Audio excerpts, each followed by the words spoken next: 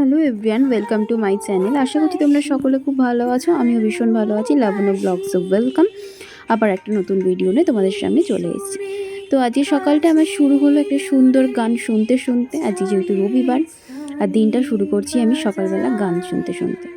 গান পারি বা না পারি সেটা বড় কথা না, গানের তালে তাল মিলিয়ে নিজেকে হ্যাপি রাখার জন্য যেটুকু ইচ্ছা করে সেটুকু আমি গাই মাঝে মাঝে। জানি অনেক ভুল ত্রুটি আছে, আমি সিঙ্গার নই, তো মাফ করে দিও তোমরা।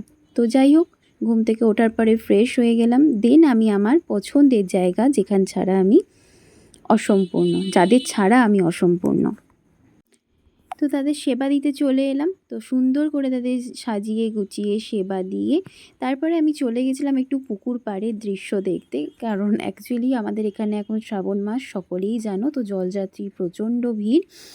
তো মানুষ এখন বিভিন্ন জায়গায় শুয়ে বসে আছে রাস্তাঘাটে। তো সেইটাই আমি পুকুর পাড়ে গিয়ে দেখতে গেছিলাম বেসিক্যালি, যে ওখানে কত লোকের ভিড় হয়েছে বা কিছু। আমাদের বাড়ির সামনে একটা সুন্দর পুকুর আছে, তো সেখান দিয়ে আমি দেখতে গেছিলাম। আর পুকুরের পাড়ে গিয়ে দেখলাম আমি একটা সুন্দর হাঁস খেলা করছে। আর ওপারে সেরকম কিছু দেখা যাচ্ছিল না, মোটামুটি রাস্তাতেই বেশিরভাগ লোকটা ছিল। আর অল্প কয়েকটা লোক, ছোট ছোট, তোমরা খুব একটা দেখতে পারবে না, যেহেতু এই পার থেকে ওপারটা অনেকটাই ডিস্টেন্স, খুব একটা দেখা যায় না। তো যাই হোক, তবুও আমি সুন্দর দৃশ্য দেখলাম। আর হালকা হালকা মেঘ করেছিল, রোদ্দুর সেরকম ছিলই না। তো তারপরে মা আমাকে খাইয়ে দিয়েছিল।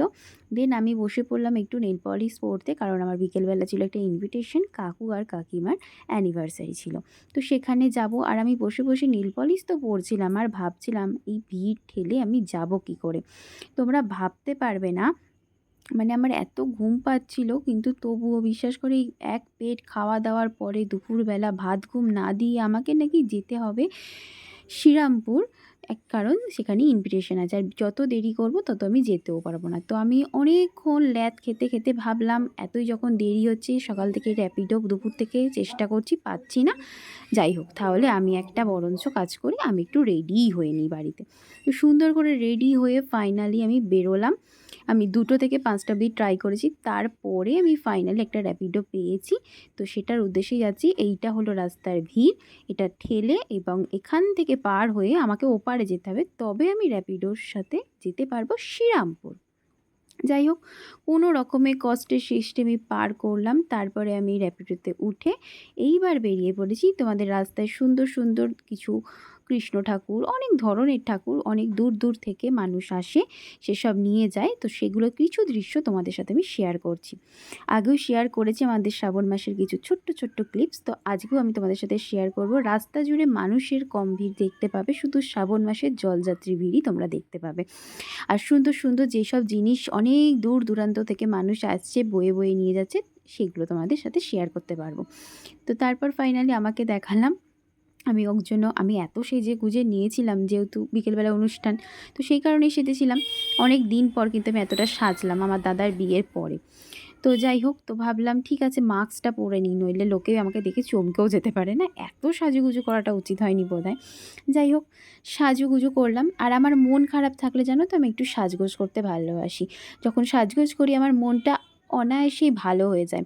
নিজেকে প্রায়োরিটি দিতে যখন শিখে যাবে না, তখন মনে হবে আশেপাশে কে প্রায়োরিটি দিল বা দিল না, তোমার খুব একটা কিছু যায় আসে না। যাই হোক, এসব র্যাপিডো করে ফাইনালি আমি এসে গেছি দিদির বাড়ি। লিফটে করে ওপরে এসে অনেক হাঁপিয়ে গেছি, দেন আমি শুয়ে পড়েছি এখানে। তারপরে এই যে দেখো, কুটুকে আর দেখালাম না তোমাদের, কুটু আমার পাশেই ছিল, তো আমি সেটা আর দেখালাম না। তো তারপরে আমি দিদির একটা সুন্দর শাড়ি পরে রেডি হয়েছি। তো দুজনের সুন্দর একটা শাড়ি পরে দুজনে সুন্দর করে সেজে নিয়েছি। আমাদের দুজনকে কীরকম লাগছে অবশ্যই কমেন্টস করে জানাবে, ঠিক আছে? তো তারপরে দেখো আমরা বেরিয়ে পড়েছি, এবার কেক কাটিং করা হবে। তো কেকটা নিয়ে পৌঁছে গেছি। আর এখানে কাকুকে যেই গিফটটা দিয়েছে দিদি, কাকু কাকিমাকে একটা ফটো ফ্রেম বাঁধিয়ে দিয়েছে, তো সেটাই কাকু এখানে খুলছে। আর কাকু কাকিমার ভীষণই পছন্দ হয়েছে, সবাই বলেছে খুব ভালো হয়েছে। তো সেটাই দেখানো হলো। এখানে কাকিমাও আছে, তোমাদের সাথে শেয়ার করছি।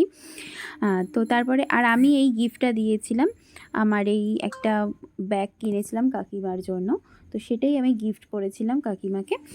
আর তারপরে বসে বসে বোরই হচ্ছিলাম বলতে গেলে, মানে কি বলবো আর, কারণ কি বলবো, মানে আমি আর দিদি বেসিক্যালি ছিলাম, দুজনের চেনা জানা। আর সবাই যেহেতু বাড়ির অনুষ্ঠান বুঝতেই পারছো, সবাই ভীষণই ব্যস্ত ছিল।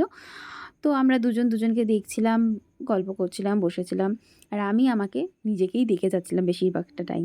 তারপরে যাই হোক ওপরে চলে যাই খেতে, কারণ খিদেও পেয়ে গেছিলো। তো এখানে দিদি ছিল, আর এখানে সবাই মোটামুটি অনেকেরই খেয়ে দিয়ে বাড়ি চলে গেছে। তারপরে আমরা খেতে বসে পড়েছি। তারপরে এখানে অনেক কিছু মেনু ছিল, ফিশ ফ্রাই, স্যালাড, কাসুন্দি, পোলাও, মাটন, চাটনি, পাঁপড়, মিষ্টি সব কিছু ছিল। তো সব কিছু খাওয়া দাওয়ার পরে এবার আমার ভীষণ বিধ্বস্ত অবস্থা, বুঝতেই পারছো।